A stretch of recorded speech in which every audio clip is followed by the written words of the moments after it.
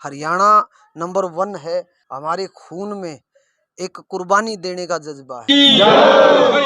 जले सिंह की राम राम भाई साहब, मैं थाला भाई दल्ला जलाता चुका डिगल में। जैसा कि तस्वीरों में देख पा रहे हो, सीआरपीएफ यूनिट से महेंद्र जी हमारे साथ जुड़ चुके हैं। नमस्कार महेंद्र। नमस्कार जी। महेंद्र जी, क्या बताना चाहोगे जो आज के प्रोग्राम के बारे में आप? आज के बारे में बताऊंगा जी। शहीद जले सिंह ने अपने मरते दम लास्ट दम तक मल गया थे। उन्होंने बढ़िया अच्छी तरह से उन्होंने फायरिंग फुरिंग करके उग्रवादियों को भगा दिया और उन्होंने डट के मुकाबला किया।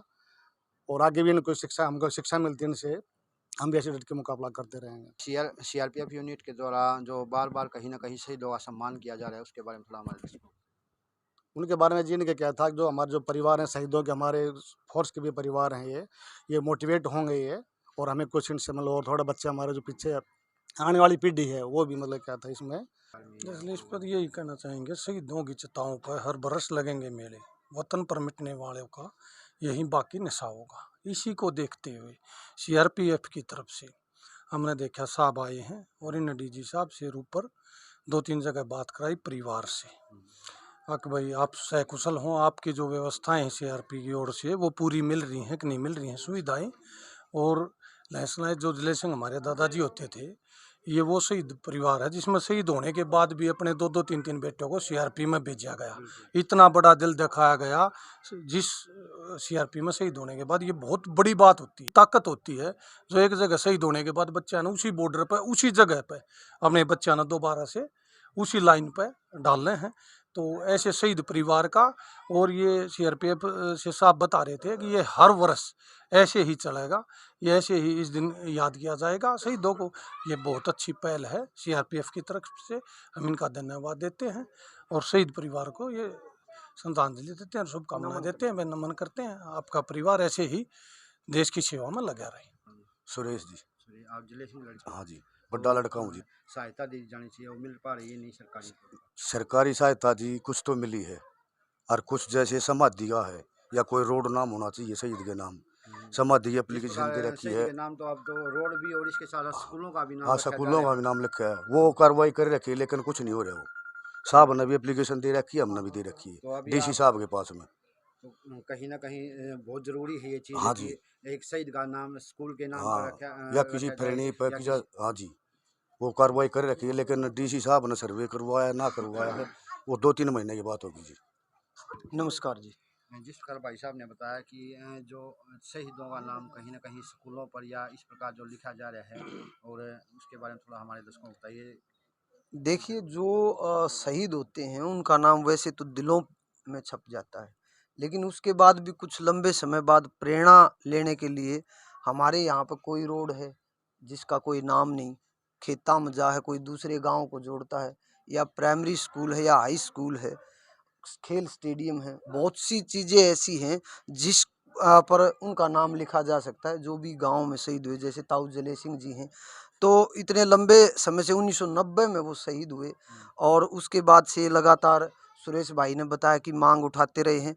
कुछ चीज़ें अधूरी हैं, वो भी ये सरकार का काम है। सीआरपीएफ भी अपनी तरफ से इन्होंने भी कागज़ लगाए हैं कि यहाँ की सरकार शहीद जले सिंह का नाम किसी न किसी रोड पे, किसी मार्ग पे, या किसी स्कूल या किसी संस्था पे लिखवाए।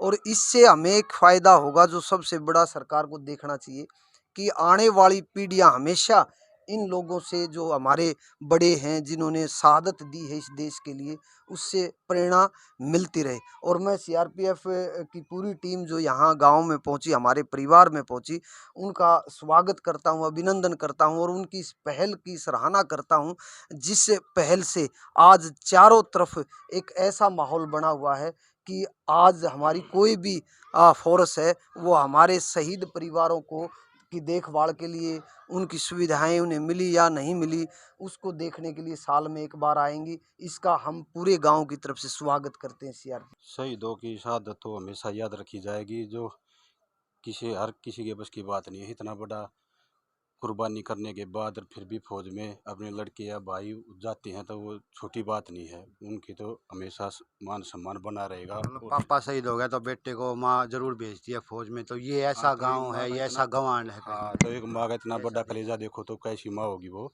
और फिर भी अपने बेटे को, पोतों को भेजने की चाहना रखती है। ये बात जिस प्रकार भाई जी ने बताया कि ये गांव गंवांड और ये देश ऐसा है जहां अपने शहीद, अगर पिता शहीद होता है तो माँ की भी इच्छा होती है कि उसका बेटा फौज में जाए, चाहे अकेला ही हो, लेकिन वो ये नहीं कहेगी कि फौज में मत जाना।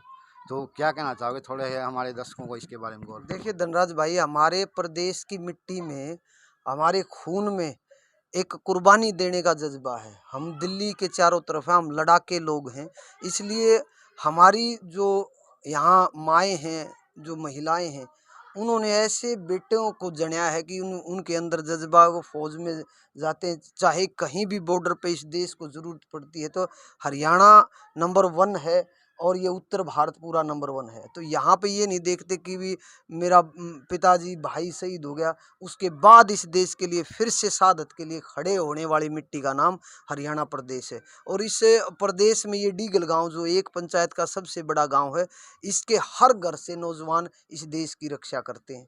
तो मेरा तो यही कहना है कि पूरे परिवार को फिर से नमन, और इसी प्रकार ये जज्बा बना रहे, इसी प्रकार शहीदों के यहाँ मेले लगते रहें, और इसी प्रकार हम उन मेलों में जुटते रहें, और इसी प्रकार हमारे नौजवान इस देश के तिरंगे के लिए लड़ते रहें और देश की रक्षा करते रहें। धन्यवाद। एक बटालियन 71 बटालियन नौगांव में स्थित थी उस टाइम पे, तो उसमें आतंकवादियों की गतिविधियां जोरों पे थी। तो वहाँ आतंकवादी क्या था, जगह जगह अटैक कर रहे थे। तो उस दौरान क्या था, हमारे एक पोस्ट लगी हुई थी मोगा रोड के ऊपर, फिरोजपुर मोगा रोड के ऊपर। तो वहाँ से तेज गति से गाड़ी आ रही थी वहाँ, तो गाड़ी को रेसिंग पोस्ट पर खड़े हुए थे। तो पोस्ट पर खड़े हुए थे तो गाड़ी को इशारा दिया, तो उसने तेज गाड़ी दौड़ा करके क्या था, गाड़ी न रोक करके गाड़ी को तेज गति से भगाया और उनके ऊपर फायर शुरू कर दिया।